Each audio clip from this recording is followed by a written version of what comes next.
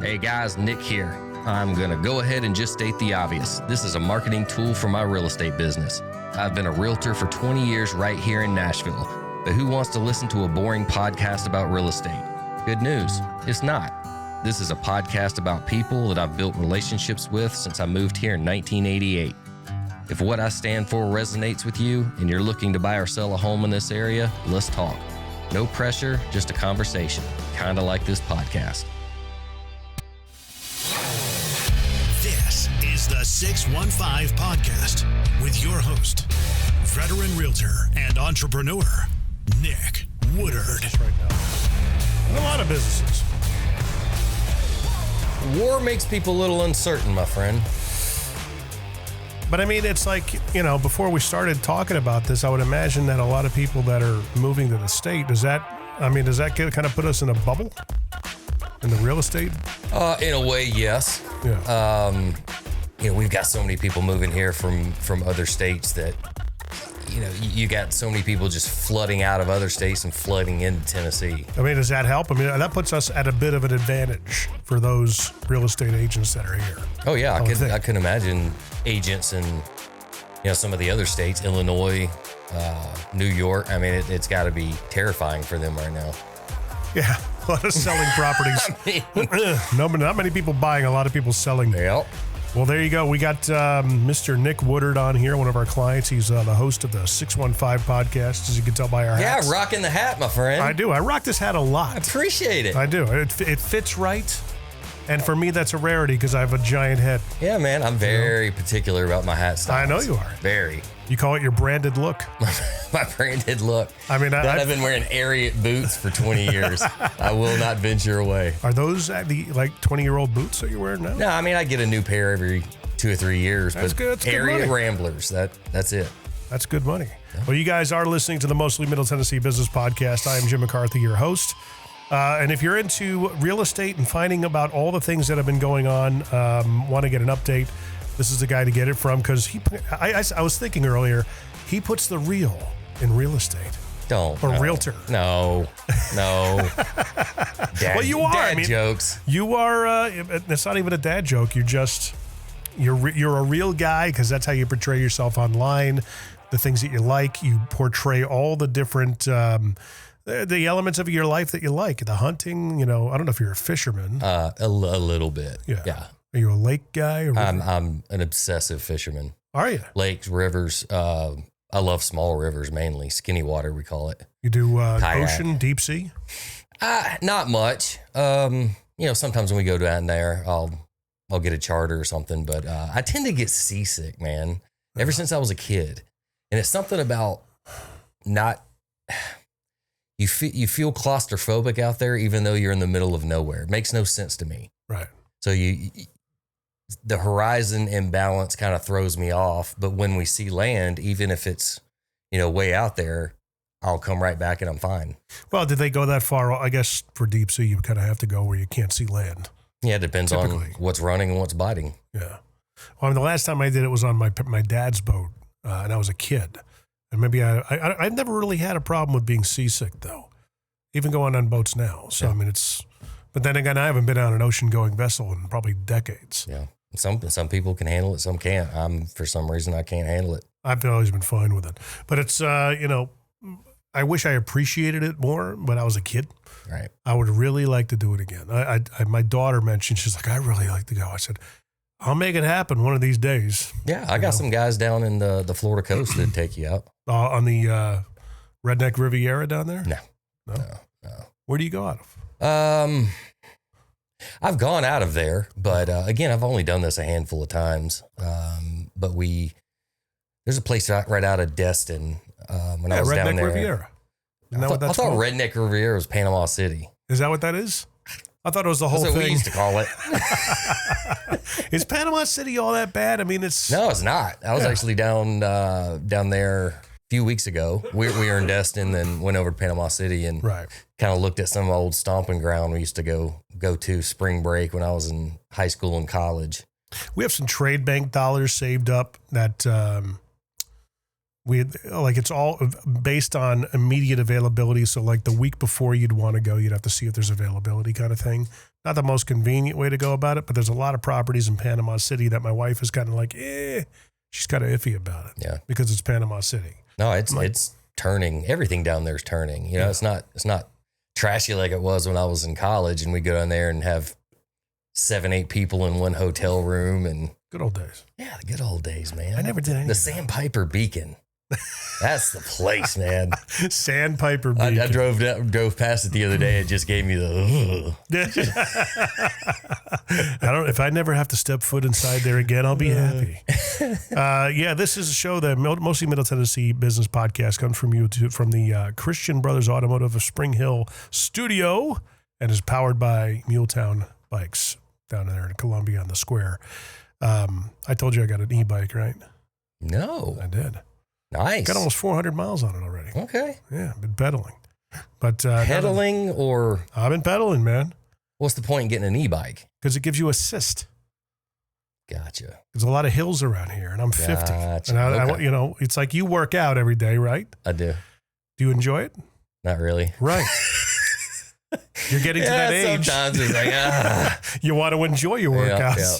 That's kind of where I am. I want to not die. That's the reason I work out. I enjoy it because I'll go out for about an hour. I do about 18 miles. And you got your heart rate up. You're burning calories. You're sweating. I maybe have touched the throttle twice. Okay. So, yeah. I want to get one of those for deer hunting. Yeah. You know, because you can go up the hills and it's quiet. You're quiet. You know, when I take the Ranger in the morning, it's just, everything within 3 miles can hear me coming. Yeah. Well, go see Vinny down at Muletown Bikes. He'll hook you up. He's a good dude. Roger that. Yeah. Down in there on the square in Columbia. And of course, my friend Jason over at Christian Brothers Automotive, Spring Hill. They do a fantastic job over there. So what is it with the real estate market lately? We kind of touched upon it at the beginning, just slightly. You're seeing a vacillation of the market. Is that correct? Kind of hot and cold? Yeah, it's kind of weird, man. It's things started taking over Christmas and the holidays. Things were pretty slow comparatively to past years. And then we kind of had, a spark that looked like things were going to start moving again. And then, we go to war and the uncertainty, people kind of fall back a little bit. Now properties are moving. Yeah. They got to be priced properly and present themselves beautifully. You don't want to throw something on the market that needs a lot of work and has issues with it. People will just go right past it unless the price justifies it. But I think people are just kind of sitting right now, waiting to kind of see how this all pans out. I think it's going to explode when we get into the summer. Yeah. Because there is so much pent up demand. We're going to have the new Fed chair come in. Will that affect things? Hopefully the Iran debacle will be wrapped up and we're on a 2-week ceasefire right now, right? I mean, I saw that yesterday. Say that, but do you trust them? No. That's why we're doing what we're doing. Should we did this kind of 47 years ago, and we kind of let it just sit. Yep. So, did we actually declare war though, or is it just everyone's perceiving it to be? Don't believe so. I think it's perceiving to be. I wonder if he actually formally declared war. Would that make a difference? Out of my wheelhouse, man. Me too. I don't know. Well, I mean, we have a big property, as you know, for sale for anybody watching. 10-acre piece of property. We're getting it wrapped up, pretty much just about finished. And it's funny, I learned an aspect of real estate that, for me, from an outsider, I'm like, well, hey, find us a buyer. And you're like, yeah, that's like giving a realtor the middle finger. And I'm going, really? Yeah. And I never thought about it that way. Yeah. Why is that? Why is that, like we don't want you to list it, but if you bring us a buyer, we'll gladly. It's not that we didn't want you to list it. You had someone that helped you long before I came along into your life. So there's never hard feelings. Everybody knows a realtor. Oh my gosh. Around here, I bet every commoner, every layman probably knows, like within relative close circles, probably 5 or 6 realtors. Yeah, I guarantee it. Yeah. Guarantee it. That's why everywhere. you have to differentiate yourself. Yeah. What's the most annoying thing that you see a realtor doing? Like, does anybody come to mind? And name names, feel free. No.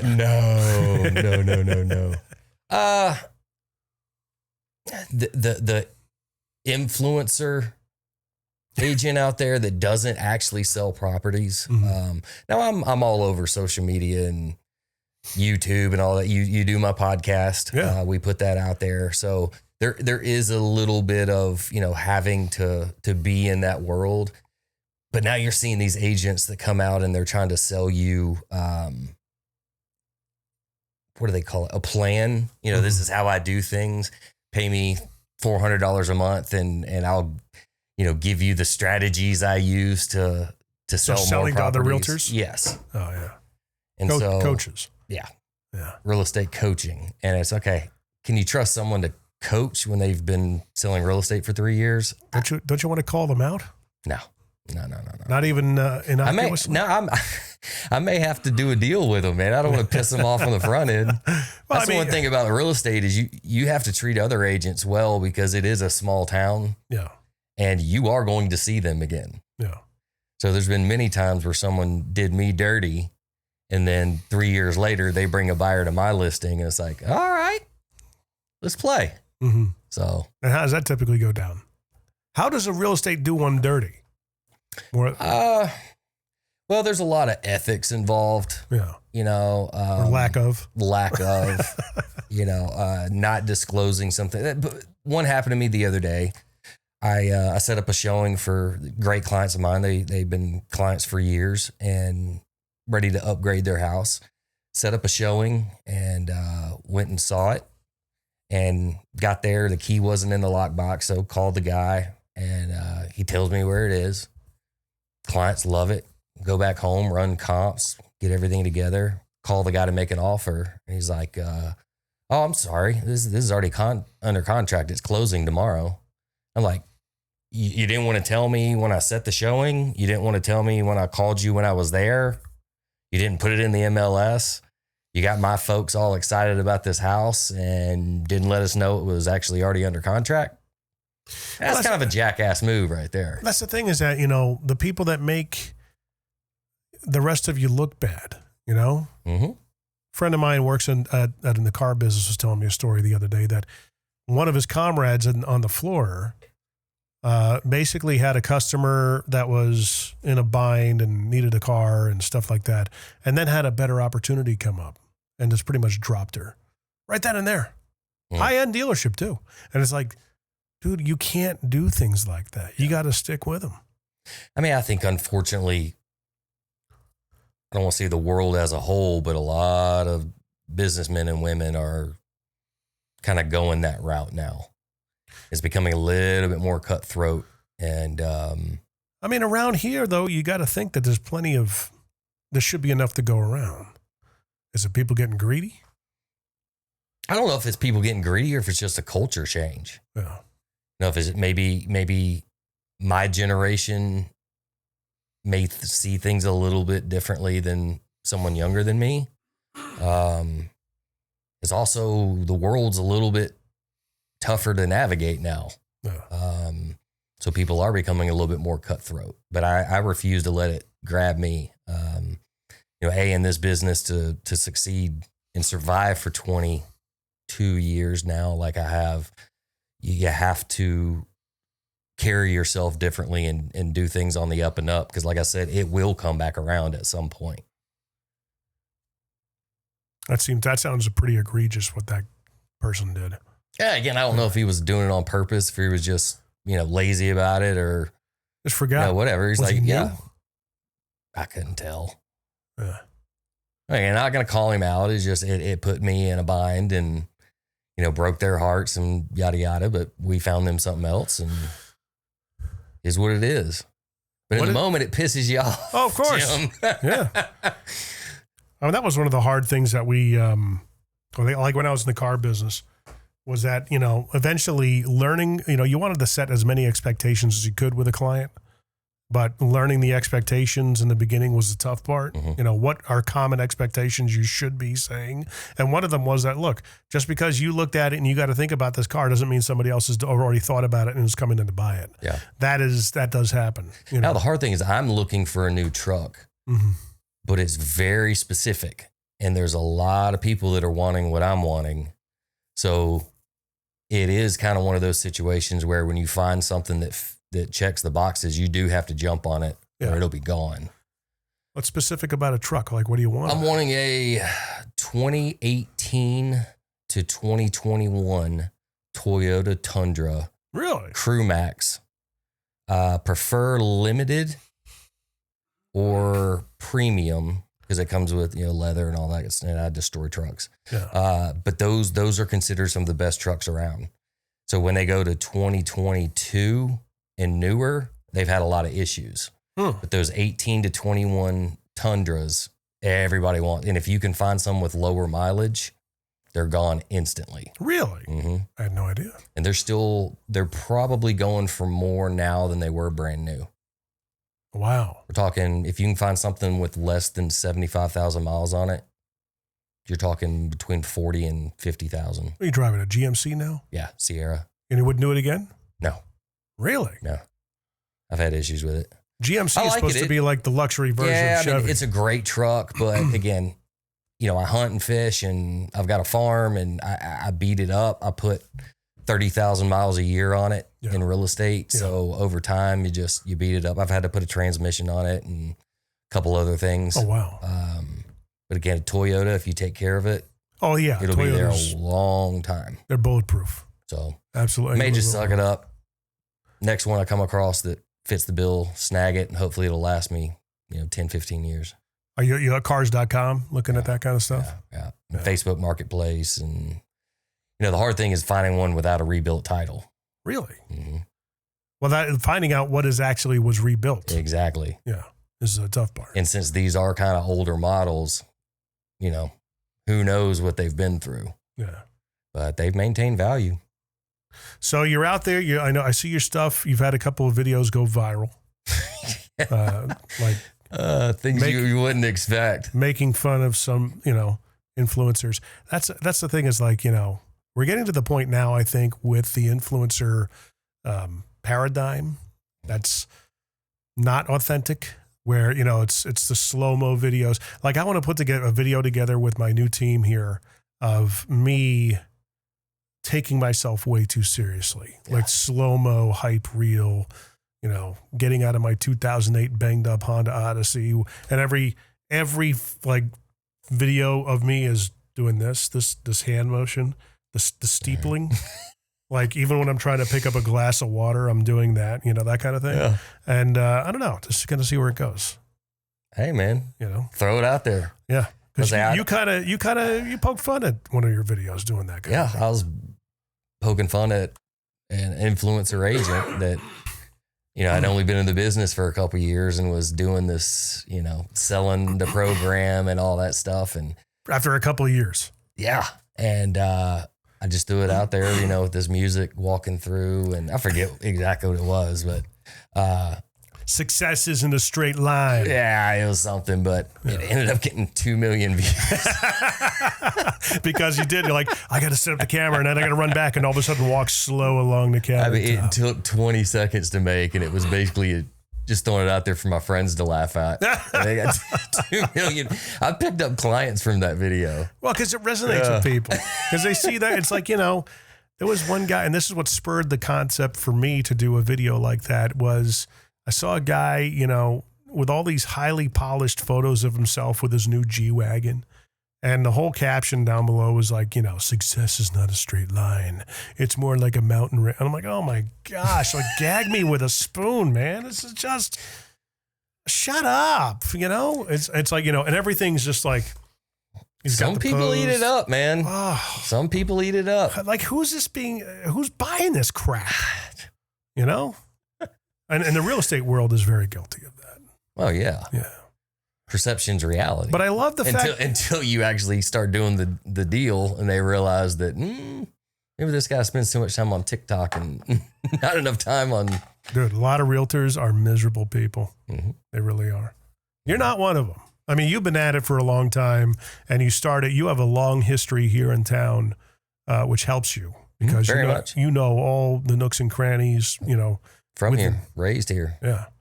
And that really helps you in what you're doing. But I mean, of course, I've got my own struggles and get frustrated, and just like everybody else. But to me, it's not really working I mean, it is, but especially people coming in from out of town, I just take them around hey, this is where I grew up playing football, and this is where I went to school. And, Williamson County has 12 of the top 25 schools in the entire state. And here they are. And this is why. And how many people are actually coming into town because of your Instagram? I don't know how many are coming into town, but I will say that contact you to look 50% of my clients now come from Instagram or YouTube. Yeah. Just because of the stuff you're putting out there. Mm-hmm.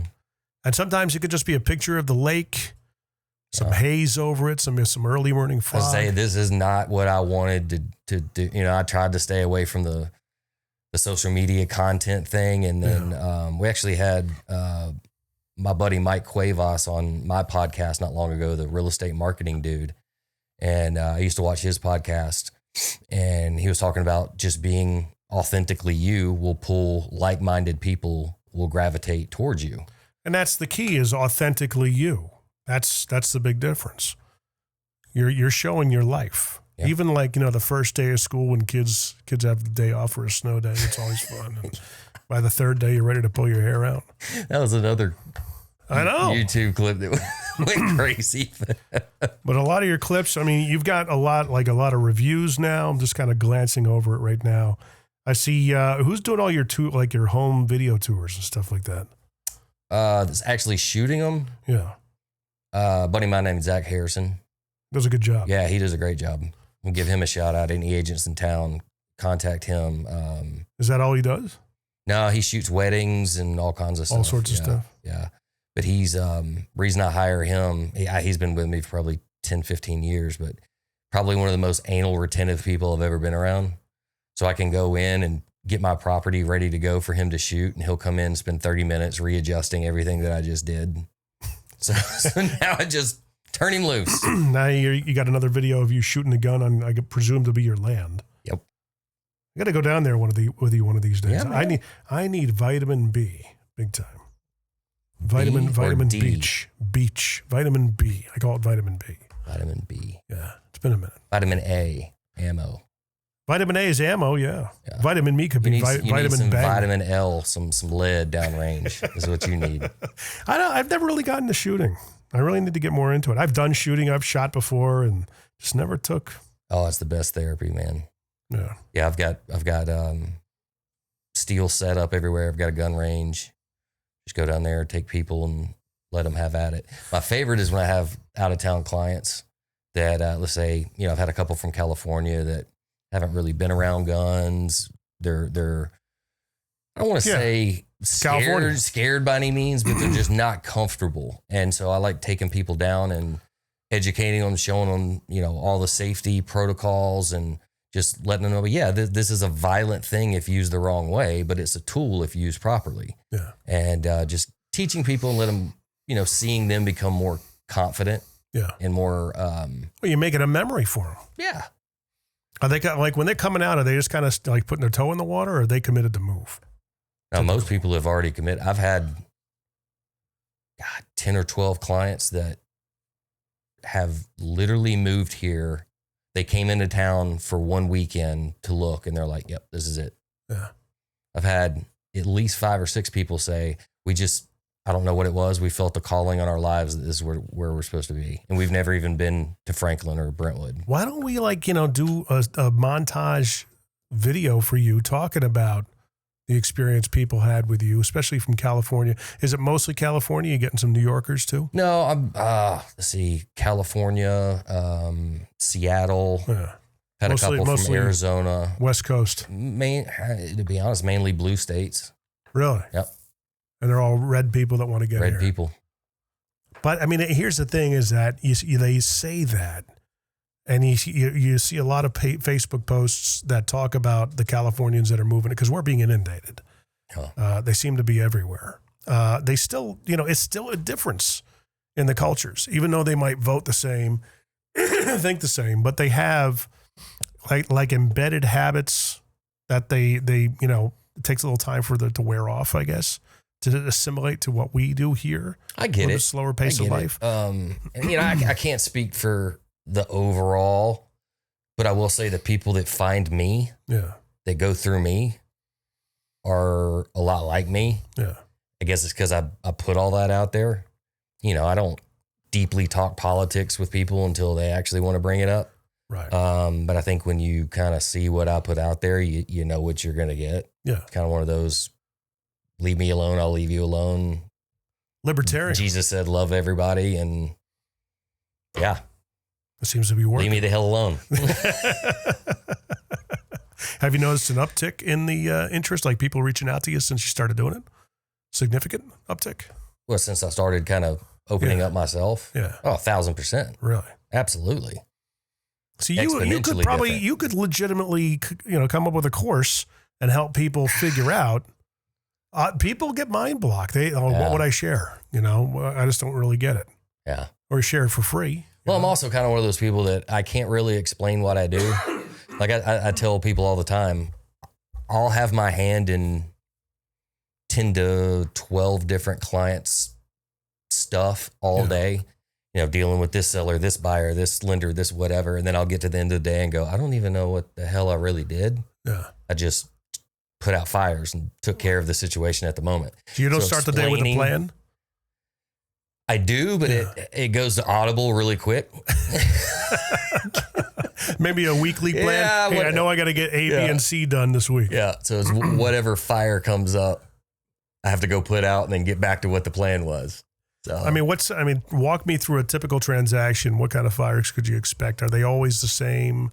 Oh no. Because I have no idea. I've never, I've been around the industry. I've worked with people in podcasting and in media production in the industry, but never really cared to figure out what their lives were like until I met more people that became closer friends. Right. What is a day like typically? Here's one. So I've been working with these clients for probably a year, and they listen to this, so they're probably going to laugh when they hear this, but they become family. I mean, great friends of mine. I've gone hunting with them. They've come out to my property. They found me on Instagram. It's probably been a year and a half. They're higher end clientele looking for something on the larger side. He does business acquisitions.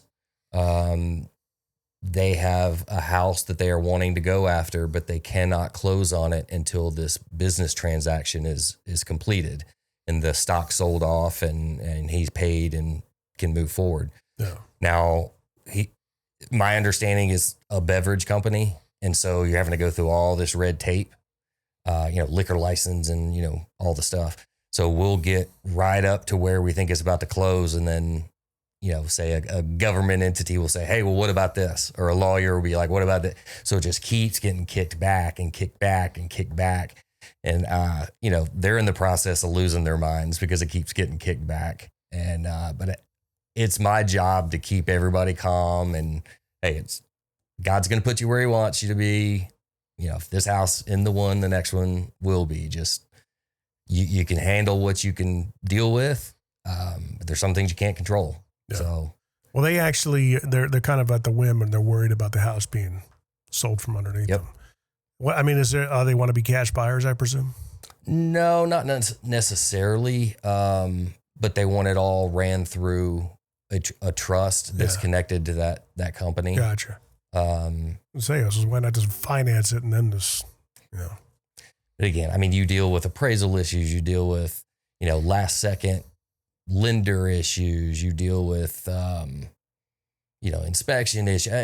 I can't even tell you and everything that happens seems like an emergency at the moment. Mm-hmm. So you have to kind of be the one in charge, calm everybody down, ultimately go to what's the solution to this problem. What do you think is like the time frame for a realtor to kind of have it down? They'll never, as long as they kind of keep their mind open, when you're ripe, you rot, when you're green, you grow. They're still green, but keeping their eyes open for stuff like that. When do they feel like, what's a good time frame where they're onto something and they know what they're doing? Yeah, again, I don't want to put anybody in a box because there's some people, I've been doing it 22 years and I'm still learning stuff. Sure. But there was a point in time where you were really green. Well, there's people like Matt Bogosian, who's a good friend of mine, who he's pretty new, 5-10 years, give or take. So you'd figure that's new. But he did really well right out of the gate. Yeah. You know, he came up with strategies that I didn't have back then. You know, he was getting on YouTube and he was putting his face out there and he was, you know, getting well known in the community. It took me a while to do that. Yeah. He hit the ground running and did it really well, really quickly. He did it really well. And I also noticed that it took him a while to build an audience because a lot of the. Well, sure. But he started using the tools quickly that I didn't use until 15 years into it. Right. No, 15 years ago, 2011, we were still kind of, we were scooting around the couch on our process of learning to walk with the internet at that point. And, YouTube was only about 5 years old at that point. Yeah. Maybe I got in 04. No, graduated in 04 from MTSU. Got my license shortly after that. I remember taking video of a home with those little pocket flip. You remember the little, I forget what they were called. Flip cam. The little flip cam. Yeah. And you take it and then kind of download it up and it was all grainy and crappy. And, now they've got tours of homes that you don't even have to be there. Like they'll take up pictures and throw it into AI and do a whole thing. That's crazy. It's wild. And now that's another question, the AI problem, or maybe it's not a problem. Is it a problem for this industry? I haven't seen it be a problem yet. Now, ultimately, will it replace agents? I don't think so. I think you're always going to need human interaction, and you're going to have human interaction. You're going to have people that are knowledgeable and know what they're doing. I will say it's helping me right now. Yeah. I can do analysis of a property in half the time it used to take. Yeah. A lot of people just use it for descriptions and stuff like that, but it's relatively accurate. I mean, I double check everything, but it takes a lot of the legwork out of it. I bet. Mm-hmm. Yeah. With Matt Bogosian, bringing him up, David Miller's Thrillers. Yes. Yeah. He was one of the first people. He was very creative, and I always give him credit for this. He would put his face on bus boards and benches, but he'd turn it upside down. Yeah. His whole picture would be upside down. I would say, made you look. And he was like forgive me for saying this, David, like kind of a dorky looking guy, but then you get to know him. He's about as redneck as they come. Yeah. And good old boy through and through. He's a native of this area as well, but has done very well in the real estate industry. I mean, not really, he was in the real estate, and then the Miller's Thrillers thing kind of came up and all of a sudden overtook his life. Yeah. Now he got more into the entertainment space, but very interesting marketing techniques that he used. But on your Facebook, on your Instagram, not many of the, kind of get some more lifestyle videos up on there. A lot of podcast clips. Yeah, that's like social media laziness. Cracking the whip on me about all these podcasts. I want to see more of the lifestyle stuff. All right. Show me back after it. It's turkey season now, and bass fishing's heating up, so there'll be more content to come. Maybe we need to get some bikes from Muletown and take them out there and see if they, don't scare away the party fowl. I guess the hunting targets. Sure. What do you call them? Turkeys? Turkeys. Is it only turkey hunting that you do?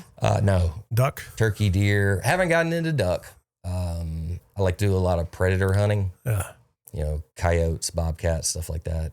But that's mainly just because, I'm trying to manage my property down there. I'm trying to get a good population of turkey and big bucks and stuff like that. So you gotta understand, cause and effect. We gotta take out a bunch of coyotes so they don't eat the turkeys. You gotta get rid of some raccoons so they don't eat the turkey eggs. Right. Yeah, man, it's fascinating. When I really started to dig into cause and effect of managing a property, it's fun. What about somebody that wants to get into property for flipping or maybe investing? Is it a good time? I would say there's always a good time. Yeah. Now I have investors contact me all the time that are like, hey, what do you have this distress that I can get a good deal on? I'm like, sorry, bud. I mean, most people, even if it's distressed, are wanting to put it on the open market and see what they can get, mainly because where I focus on Williamson County, the property values are so high, even something falling apart, the dirt could be worth $500,000. Right. So, if you venture out a little bit. Yeah. What's the next area to pop? I knew you were going to ask that question, but like everybody always asks, what's the next thing? You know, Columbia, but I think it's kind of hit its stride. It's hit its stride. Yeah. Lewisburg. Now stay out of Lewisburg. Shelbyville. Stay out of Lewisburg. Really? Yeah. Because I don't want people encroaching on my farm. So, I want it to stay out. People are going to do it whether you like it or not. No, it's coming, man. It's growing up all around me. Nice homes next to my place. Yeah. Well, you got so many, Pulaski's, we had a friend of ours that lived down there in that beautiful area. Some of the most pretty land around. Yeah. It's only a matter of time. Fayetteville's gorgeous. Everything's moving south. I think everything from Nashville is going south and everything from Huntsville is going north. So you're going to meet in the middle. Well, because Huntsville, is it a destination now still, or is it yet to be discovered? No, it's booming. Last I heard, yeah. So I was born there, but I was raised here. Yeah. So we go back and see family and stuff, and it looks very different than it did years ago. Well, you remember seeing like what it's now as, and everybody sees as Cool Springs. You remember it as being rural gets. It was farmland. That's I may have told this story last time I was on here, but so when we moved here in, I guess, 87 or 88, somebody approached Dad and had, 20, 30, 40 acres or something to sell. And they wanted, I'll call it $500,000 an acre, something ridiculous. But he was in his early 30s, had young kids, and salesman, just moved here from Durham, North Carolina, and didn't have the money to do it. So he had to pass up on it. And he said, son, you know what they call that now? I was like, what, Dad? He said, Berry Farms. Yeah. Now, for those of you not from the area, Berry Farms is one of these very up and coming areas. Oh, yeah. It's where the In-N-Out burger is. It is. It's In-N-Out, not only the restaurant, but the HQ. Yeah. Yep. Yeah. And they're putting all that stuff there because that was nothing but marshland or just open field. And you got houses selling for $500-600 a square foot right there. That's crazy. But it's still kind of rural. It's not developed yet. Yeah, that's what they say. When's the best time to buy real estate?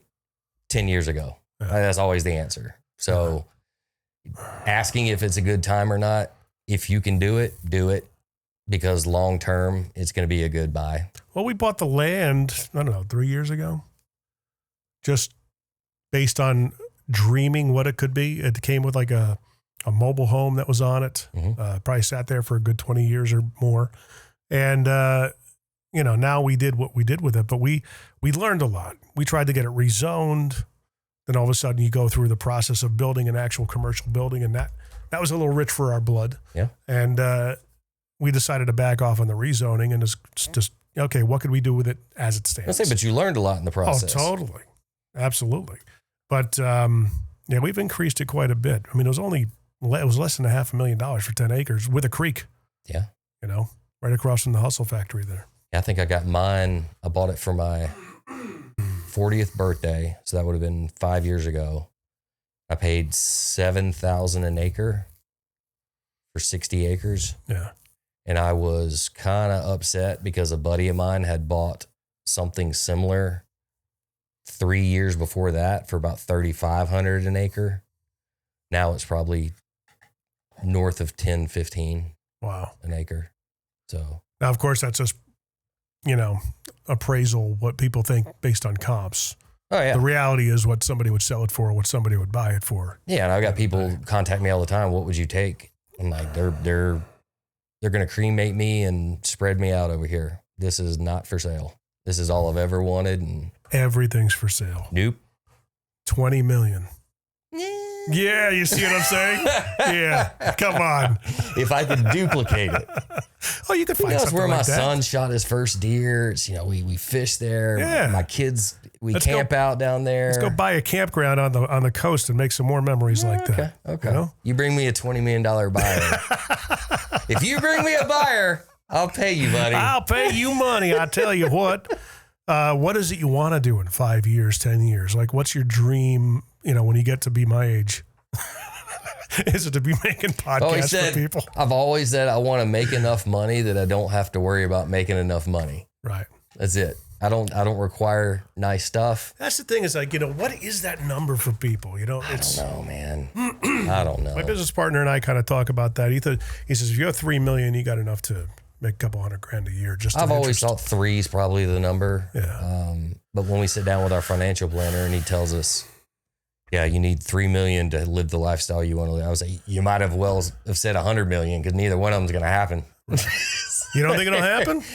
Sure.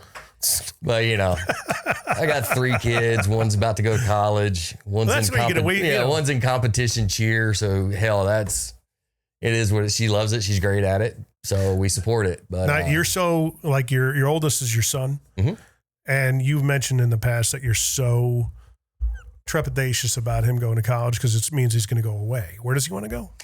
Don't know yet. We went and looked at Alabama, which we're huge Alabama fans. So went down there, and of course that was fantastic. You're only a couple hours away from him at that point. Yeah. He's looking at Western Kentucky, Tennessee Tech, Ole Miss. What's he want to do? Probably financing. Go into finances. Kid's brilliant. Carries a 4.4, which I'm not sure he's my kid. So the financial aid aspect should be taken care of. He'll probably get a free ride somewhere. Depends. It obviously depends where he goes. If he goes to somewhere like Western, it'll be pretty much nothing. So I may have bribed him a little bit that, hey, buddy, you go to Western Kentucky. Maybe Dad goes and buys 50 acres up in Bowling Green and there you go. Leaves the boat out there. Maybe. It's just an income tax state. That's the only thing. They got big deer though. Do they? They got big deer. They got more weather.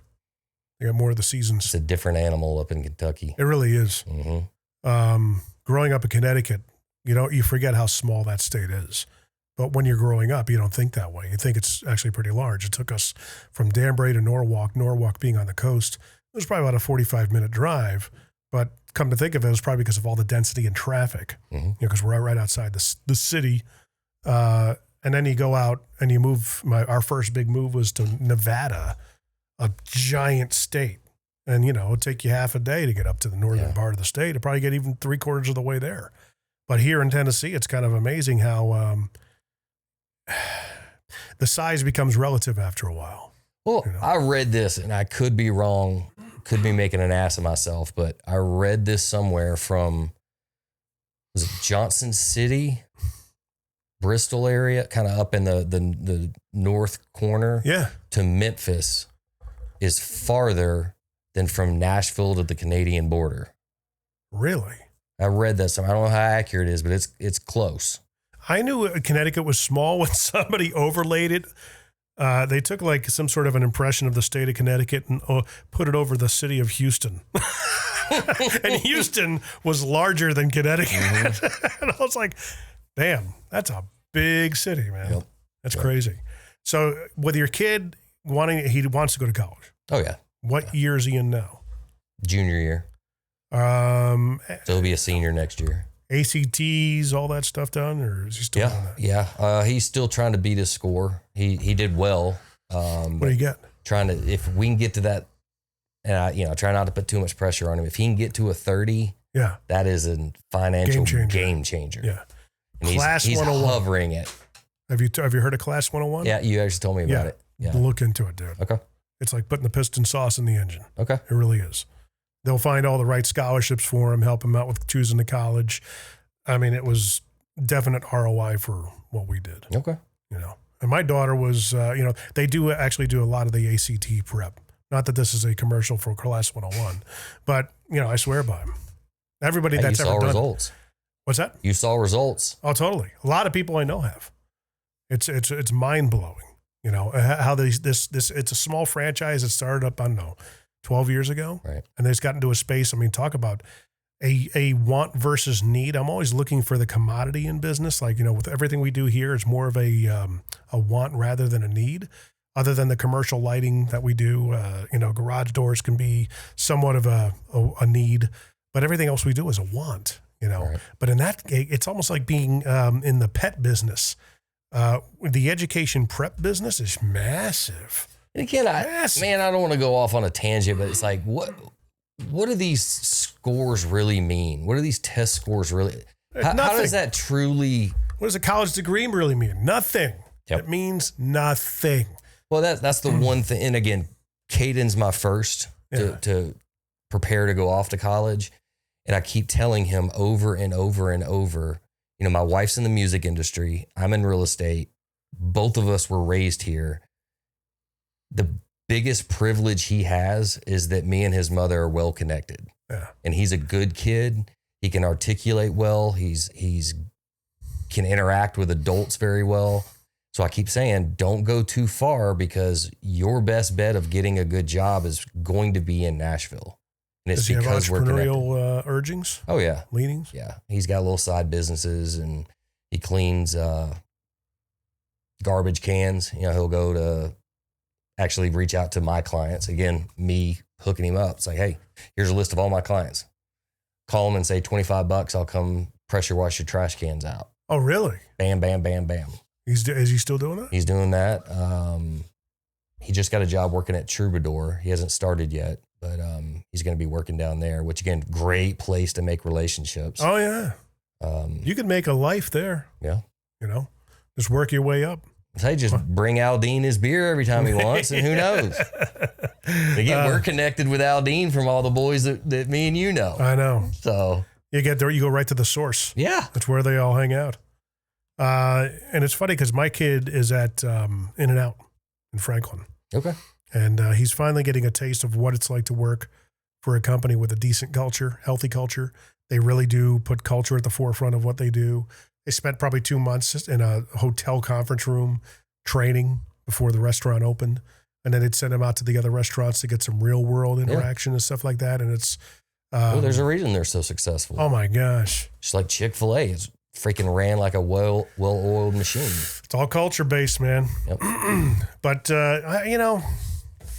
But that's any successful business. That's why, me on a small scale, that's why I try to do what I do. It's a culture. When you work with me, that I hold myself to a higher standard, and I hold everybody else to that high standard too. Yeah. So be trustworthy, do what you say you're going to do, and over deliver. Yeah. And successful companies, successful entrepreneurs on down the line, though, that's kind of the common denominator. But identifying what it is that you want out of life in the next 5 to 10 years, even with your son going off to college, the biggest thing that we found out with our daughter going to college, I said, why are you, there was a little bit of a deviance that happened. Like she kind of got off the beaten path and had a little bit of a life lesson at one point. And I said, Cam, why are you getting up in the morning? I don't know. I said, well, that's everything that it goes against everything I told you kids for years about going to college. So you got to know, first off, make sure it's more than paid for. Don't take out any loans. And number 3, know why you're getting up in the morning. Why are you doing this? If it's to go and have extended adolescence, not a good reason. Right. Go work. Go figure it out. Fall on your face. You say your son wants to go into finance and stuff like that. What kind of finance? Is it crypto? Is it, how the world is going to be turning and stuff like that? Is he interested in those things? Yeah. Or what about finance really kind of? I think he's just great at it. It's natural to him. He's got an entrepreneurial spirit. I think he ultimately wants to be a business owner. Mm-hmm. But like I've told him, I'm a one-man shop. Yeah. But I know, I have to do our taxes. I have to put a budget together. I have to do marketing expenses. I have, there's a million things you have to do. So if you ever want to be a business owner, especially someone that's at the highest levels, you have to learn all the little intricacies. You don't want to just hire that out. If I hire somebody to do something, it's because I know how to do that. I just don't want to do that. Right. So I'm trying to teach all my kids to learn all the little details of, being a business owner, and then, find the right situation and build your way up, and maybe you start your own company. But if you do, the financing, insurance, all the little details that lead to that. So you're not trusting somebody to do something that you don't know how to do, because that's when people get burned. That is true. Happened to Billy Joel. Happens to a lot of people. Do you have the kind of relationship with your kids that they do come to you, they trust you, they see you? Yeah. We've got a great relationship. Do you? Yeah. That's something that, I'll give it to my wife is probably better with the girls than I am. They're very open about real life stuff. Crazy thing is, you got to have the sex and drugs talk when they're little now. Yeah. I don't think I got it till I was 15 or 6, maybe 14, 15. I never got it. I found it out on my own. I think we had the talk when they were 10. Yeah. Really? Yeah. Just everything's Did they ask questions? So much faster. Were they a lot more curious about it? My middle daughter was. That's just her personality. Yeah. Caden, I don't even remember. It's been so long. But now he's kind of more of those, okay. Yeah. Right now, I think the hardest thing for mine that are a little bit older is you pray that you've taught them about, I really harp on situational awareness with my kids. Caden's driving, Emmy's, running around with her friends. I trust my kids to make good decisions. I'm teaching them to not let other people's bad decisions affect them. Yeah. You're out with buddies and one of them's drinking, you get in the car with him. You may not be drinking. I trust you not to get behind the wheel, but you make that one bad decision to get with your friend that could change your life forever. Yeah. So those are the things we're really, really pressing on our kids now is just situational awareness, being aware, having a plan, and trusting your instinct. We got to that's what I was kind of talking about before was I'm finding okay, the world has shown you what it wants to show you. You've had unfettered access to it for years now, thanks to phones. And also what's portrayed on those phones isn't always true, or is at least a veneered version of things sometimes. They've been exposed to the world one way or the other. And with my youngest, I'm actually saying, look, you got to be discerning about what is it being shown to me? Is it within context, or what's the front and back context of it? Am I reading a headline? I said, because the world will sell you on singular ideas. Right. And it'll tell you that, it's all about division right now to a certain extent where the tide, I believe, is turning. Man, I'll say this. I think this next generation is going to get it more than we did though. Because they grew up faster. But there's so much that's being exposed now, and there's so much being able to see behind the curtain and the gatekeepers that, let's say, our parents didn't have. Right. When they sat down and watched the news at night, you trusted, one of 3 sources to tell you what was going on in the world. Right. And now, a lot of the information coming out is maybe misleading and wrong, but you're not giving, 1 or 2 authority figures the full trust to tell you what's going on. No. So I think more or less their bullshit meter, they can track things a little bit better than we could. Well, the funny thing is that the truth still eludes them because there's so much information that all you could do is lean on your own self and what your inner voice tells you is or seems to be true. Right. And with my youngest, I'm able to we have really fun conversations about biblical lens of looking at the world, that kind of thing. And she has a lot of issues with Christianity because of the people who represent it. Mm-hmm. Her friends, people in school who, just do and say things that are just like, come on, guys, not a good example here. Yep. And I say, well, don't let the people, God's so-called people, distract you from your relationship with God. Yep. You're not supposed to look to them. Well, that's what they say, that the major problem the world has with Christians, it's not that they're different, it's that they're not different enough. Right. If they're doing the same things everybody else is, how is that supposed to influence my life? Right. It was like we had Chris Ayub on my podcast 2 weeks ago. Yeah. Who did the docu-series, the religion business that was talking about, these big corporations and big mega churches, funneling money into things and tax evasion. And, that's a terrible look. You get one big mega church that has this major scandal. People are going to look at Christianity as having that problem when no, it was the power these people had. They took advantage of it. No.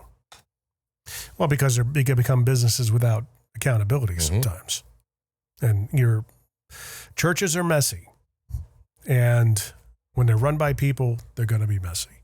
If anything, if I were to start a church or be in charge of rebranding a church, I would plaster it on the side of the building that say, "We will let you down. We will guarantee it." Chris brought up something during that podcast that I thought was very interesting. He said, what if these churches, the more successful they get, the pastor has term limits? And we do that in Congress too. Yeah. Because the more power someone gets over time, the more corrupt they become. Yeah. So if there was term limits, you'd always have, fresh ideas and fresh spiritual beliefs, I guess, but before the machine corrupts them. It's the business, like he's talking about, the religion business. What is it they're really selling?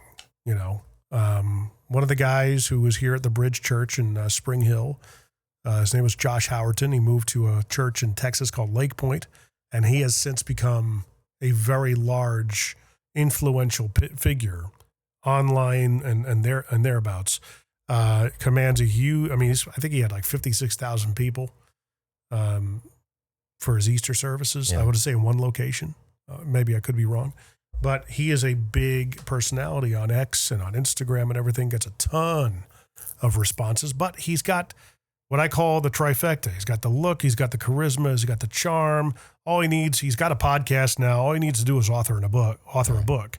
And he's grown up. When we saw him preach here, he was still in his 20s. Lead pastor. Yeah. Telling other people how to, deal with married life and kids. And I'm like, dude, you are in no position to kind of give this kind of, counsel. I want to listen to old guys that are grizzled and beat up, that life has just kicked their ass. Those are the guys I want to listen to. But now, he's in his early 40s now, and it's like, okay, you've got a couple more laps around the sun. Right. You've got grit and the ability to speak into these aspects of life. Absolutely. Same thing. I would tell this to his face if he were to come here. Not, maybe he will someday. Who knows? But he, in a similar situation, is it him or is it what the church is about? That's for those of you who actually go to a church and apply yourselves into those types of environments. Why are you going? Is it the guy? Yeah. Or is it because of the whole concept? Now, of course, on the surface, they're going to say, well, it's because of the whole concept. It's because of Jesus. Yeah. When you go, the whole notion of church shopping makes my skin crawl. Yep. Go where you're called. Yep. Again, it can be hard to find your place. We kind of jumped around for a little bit. Where do you go now? We are at Church of the City in Nolensville. Okay. They just started new church there. That's like another it. franchise. We like it. Yeah. But again, it's one of those that you have to be very careful. You have to have your situational or spiritual awareness of what's going on. Not to say big churches are bad by any means. It's get a bad rap. They're going to be like, it creates the opportunity for it to become corrupt. Yeah. But to change out a pastor kind of goes against the whole business model of a church, because what's attracting the people in, and it's going to be the message, it's how it's delivered. What Josh does say, I listen to his stuff. I love what he says now. But you look at any of his posts, it's all women. Just, how men are simps, whatever the woman version of simp is, that's what it is. These women are just like drooling, because he's a good looking guy. Right. And, and he's spouting, truth, and in a way that's very compelling. So, I don't know. Again, Josh, I don't know you. You don't me. Be very careful with that, brother. What's that? Said be very careful with that, Josh. Yeah. Very careful. I think he's aware of that. He has to be. Yeah. Married. He's been married to the same girl now for probably going on 20 years. adopted kids. So, I mean, he's got something really good going for himself. I wish nothing but the best for him, but I think ultimately, the term limits thing is an interesting concept. It's just, it's not good business. Right. Right. So, where do you go from here, man? How do people find and follow you? Well, man, you do my podcast. You do a great job of it. 615 podcast. Do you have a website for it yet? It is not. No. Oh, well, it's tied to my website, nickwoodard.com. So you can see all the episodes on there. But again, this podcast is not about real estate. It is about your relationships. I've been here for 40 something years, and I just have people on that have great stories, good friends of mine. Just let them get on and tell you their story. And that's way more fun than sitting and talking about real estate all day. Ugh, real estate podcasts are good for investors, and that's about it. Yeah. Other real estate agents, mortgage people. Yeah. Instagram at Nick Woodard Realtor, YouTube at Nick Woodard Realtor. I have them all tied together. So my podcast is on everything. Clips is on everything. Yeah. So yeah, man. Well, right on. There you go. Thanks for being on again. Thanks, appreciate brother. it. It was fun. It's always fun. Absolutely. All those things will be in the description that he just mentioned, nickwoodard.com. Pretty much is your central place to get all the things. So check them out there. And if you want a podcast that you can get a feel for some of the people that make up Middle Tennessee. Are you selling these hats yet, or did you set up a store? I know I'm supposed to. You should. You keep telling me. You might as well. Yeah. Why not? Yeah. They're good hats. Great hats. They're great hats. Lovely. I wear these a lot. You see me sporting it all the time on this podcast. So if you want a taste of Middle Tennessee and all, like in addition to my podcast, the 615 podcast, Nick does a great job. Probably a better interviewer than I am. I just kind of wing it. Well, like I told you before, I've only interviewed people I know. Right. So it's like just sitting down like this. Now, but you come prepared. You got your notebook in front of you. With people I don't know, it may be just, what I've done that too. I just go by the seat of my pants, however the conversation goes. These are real conversations. It's much more fun, man. Yeah. And of course, you can check out everything for Mostly Middle Tennessee Business Podcast at mmtbp.com. If you want to follow along there or share the episode with somebody, all the things are there, video and audio offerings. If you want to be on the show, there's a way to apply to be on the show, especially if you're a mostly Middle Tennessee business. That would be fantastic. A lot of the times we get people from other parts of the country that don't read the title of the show that want to be on. But, hey, we'll still talk with you. And Nick, once again, buddy, thanks for being on. Thanks, brother. Glad to be here.